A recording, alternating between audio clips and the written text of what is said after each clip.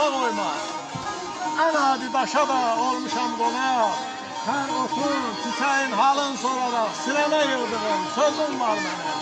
Geldim yorulmadan, alanı, dağı, seyrettim en uzgar, çəməni, bağı.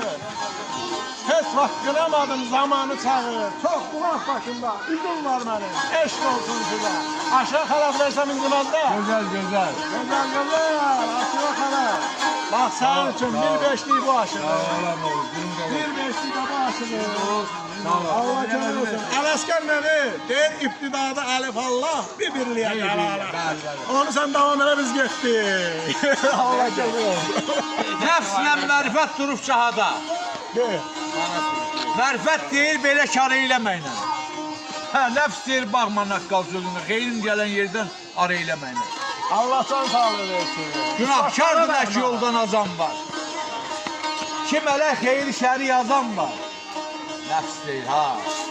Ha, mərifət deyir. Nəşriyel var, qıl körpü var, qazan var, rövşən yolları tar eyləməklə.